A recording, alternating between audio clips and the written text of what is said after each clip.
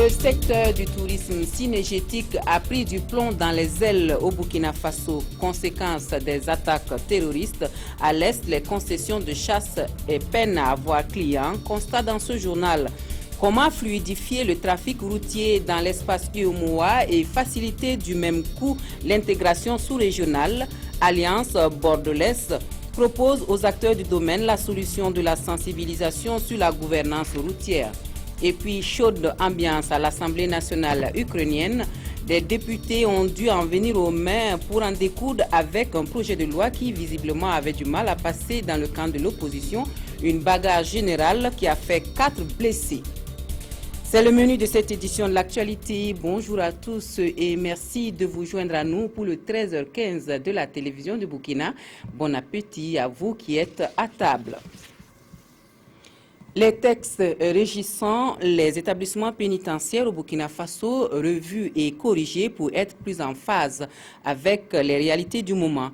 Un avant-projet de loi portant régime pénitentiaire issu de cette relecture est en cours de validation. La rencontre à cet effet a lieu à Ouagadougou. Konsoum Koulibaly et Bouma Ernest Nebié pour les précisions. Les textes régissant les établissements pénitentiaires au Burkina datent de 1988. Des textes qui ne cadrent plus avec les réalités du moment et l'atelier de ce jour entre dans le cadre de la relecture de ces documents. Il s'avère donc nécessaire de tenir compte des évolutions constatées dans la gestion des maisons d'arrêt et dans la formation du personnel et la constitution même de ce personnel. Les participants sont donc appelés à examiner et à valider l'avant-projet de loi portant régime pénitentiaire qui vient d'être élaboré par un comité mis en place par le ministère en charge de la justice. Un avant-projet de loi qui, une fois validé et adopté, va faciliter la gestion des établissements pénitentiaires au Burkina. Quand vous prenez par exemple le Kiti, ça ne traite même pas des questions de réinsertion sociale des détenus, qui est le but ultime de l'emprisonnement. Il est attendu à l'issue des travaux un document bien élaboré et adapté au contexte actuel et aux priorités des établissements pénitentiaires pour que son adoption se fasse le plus rapidement possible. Les attaques terroristes sont donc passées par le Burkina Faso et le secteur du tourisme a pris un coup. Le tourisme cynégétique n'est pas en reste. La campagne faunique en cours a pris du plomb dans les ailes. À l'est, la zone de chasse par excellence au Burkina Faso, campement et concession de chasse cherche clients. Constat sur place avec Désiré Ilboudo et Lambert Soma. La saison de chasse faunique 2015-2016 a débuté avec la reconduction des mesures sanitaires contre Ebola. Les attaques terroristes de Ouagadougou du 15 janvier ont porté un coup à la filière touristique. À l'est du Burkina, la plus grande réserve faunique de notre pays, les concessionnaires de chasse disent avoir reçu un coup. Il faut dire que c'est un peu inquiétant et ça ralentit notre activité d'une manière générale. Voilà. Donc nous faisons avec, comme je l'ai dit, mais nous essayons de rassurer tout le monde et que le Burkina a pris toutes les dispositions nécessaires pour que de tels événements ne se reproduisent plus. Chaque concession a pris des dispositions dont nous n'allons pas évoquer ici les stratégies. Plusieurs touristes ont annulé leur venue dans certains campements, mais pour d'autres, les attentats de Ouaga ne sont pas une fin en soi. Je crois qu'il ne faut pas que ça empêche les Français ou les Occidentaux de venir visiter votre beau pays. C'est vraiment un pays très accueillant. Je le dis, ça n'est pas pour faire plaisir, je le pense vraiment.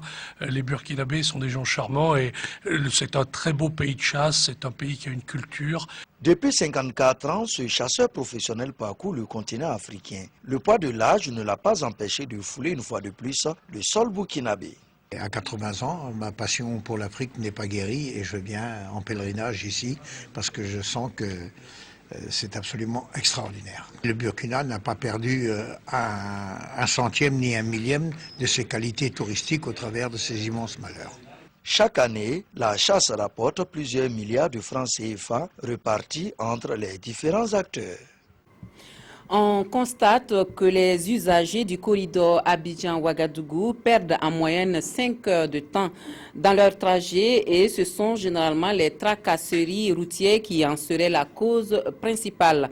Une situation qui a pour conséquence le non-respect des livraisons, des délais de livraison et le coût du transport. Comment alors fluidifier le trafic dans l'espace yomois et faciliter du même coup l'intégration sous-régionale?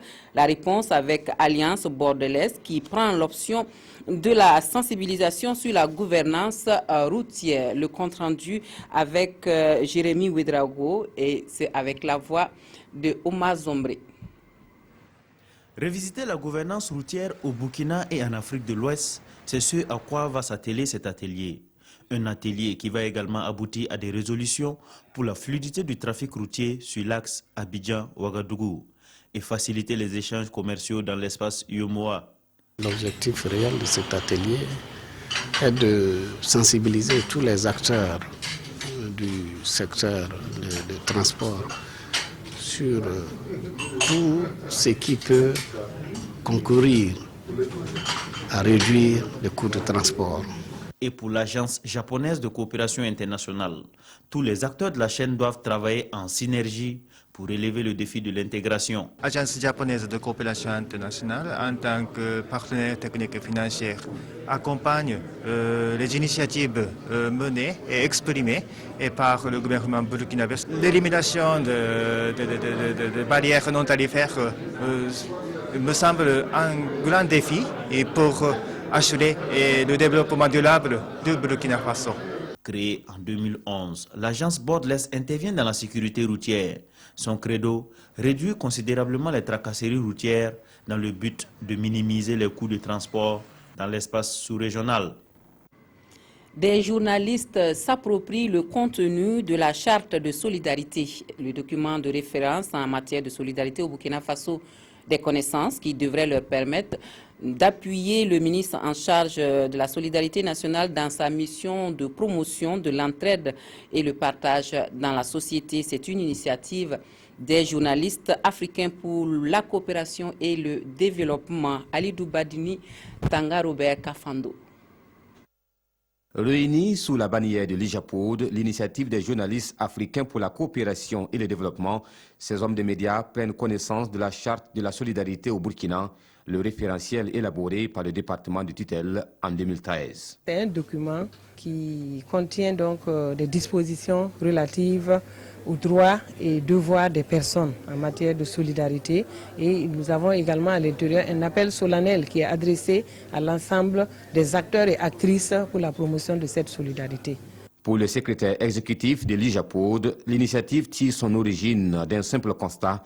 La solidarité, valeur cardinale, a tendance à foutre les camps au pays des hommes intègres, un constat qui interpelle. C'est le cas des femmes accusées de sorcellerie à Yakou, où chaque mois, j'ai personnellement mené l'enquête, il y a au minimum 2 pendaisons à Yakou par suite d'accusations de femmes, d'accusations de sorcellerie.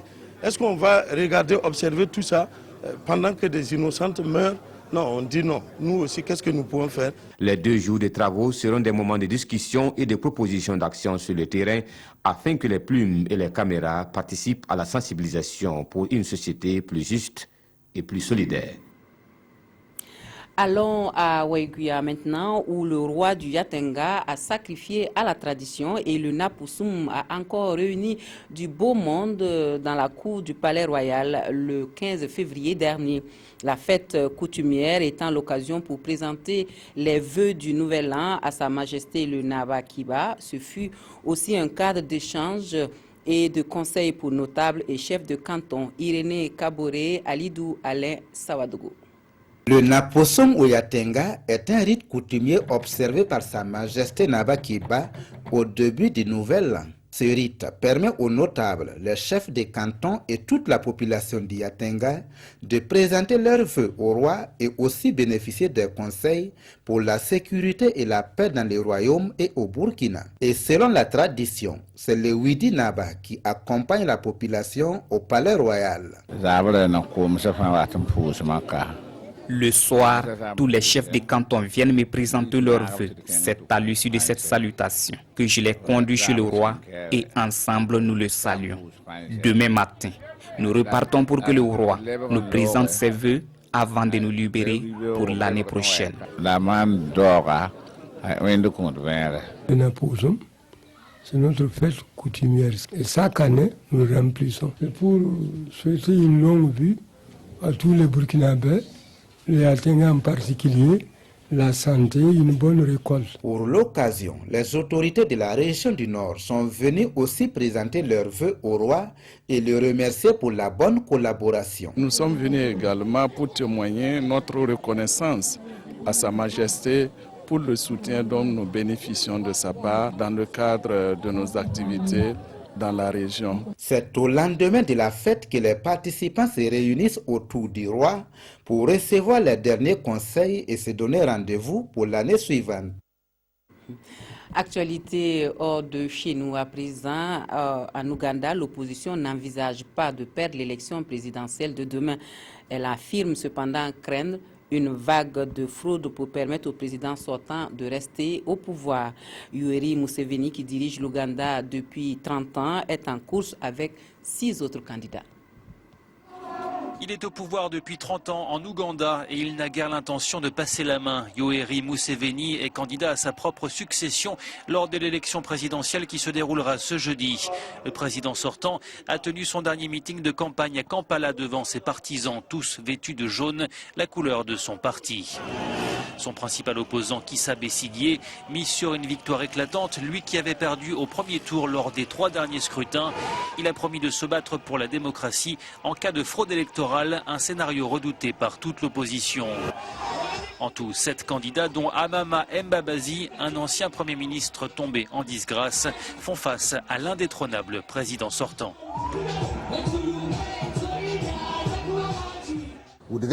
Cet analyste politique redoute des violences post-électorales. La commission électorale ougandaise, qui est en charge de l'organisation du scrutin, n'a pas la confiance de l'opposition, dit-il. L'opposition risque de ne pas accepter les résultats de l'élection en cas de défaite.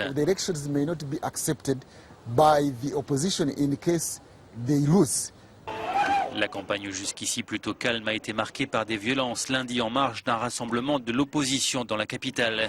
Un militant a été tué dans des affrontements avec la police. Une vingtaine de personnes ont également été arrêtées. Au Parlement ukrainien, la force des points a dominé les arguments de ceux qui plaidaient pour l'adoption d'une loi pour un vote individuel des députés. Et résultat de ce déchaînement, 4 blessés. Ambiance survoltée au Parlement ukrainien. Pour le 2e jour consécutif, les députés de l'opposition et les élus du parti au pouvoir se sont affrontés ce jeudi à coups de poing et de pied.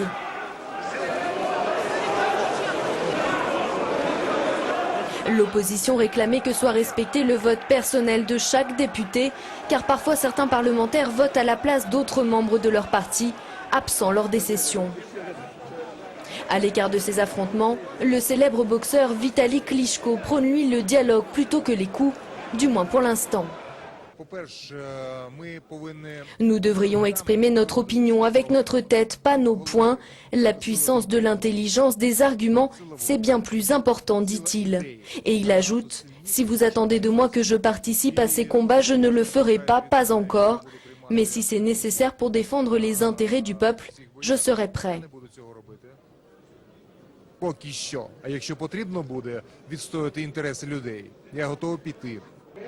Après cette montée d'adrénaline, les députés se sont remis au travail avec 252 voix pour. Le Premier ministre démissionnaire Mykola Azarov a été reconduit pour un second mandat.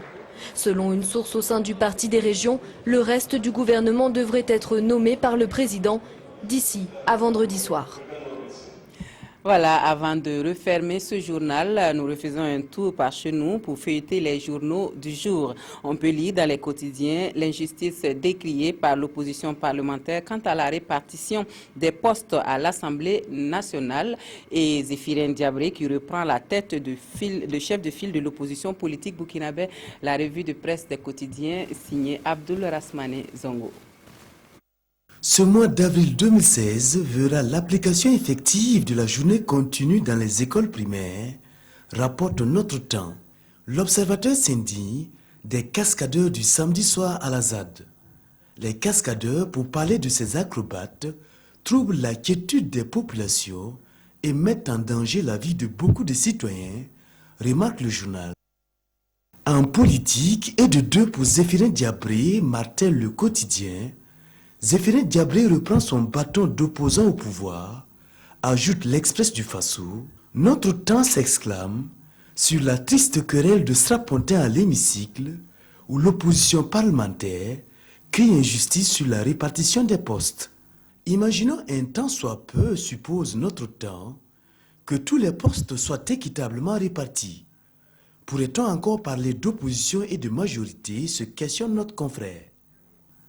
Joseph Kabila traqué en RDC et Alpha Condé coincé en Guinée, c'est à lire dans les éditions Le Pays qui affirme « Paris tenu pour l'opposition dans l'opération Ville morte à Kinshasa » et Le Pays prévient que Kabila aurait tort de minimiser cette première ville morte. Et à chacun son casse-tête. Alpha Condé avait promis monts et merveilles aux populations guinéennes pendant la campagne présidentielle et est actuellement rattrapé par la réalité. Il est coincé par une grève illimitée du mouvement syndical, lui demandant purement et simplement de tenir ses promesses. C'est tout pour l'actualité de cette mi-journée sur la télévision de Burkina. Merci à vous de nous avoir suivis. Excellent après-midi à tous et à toutes.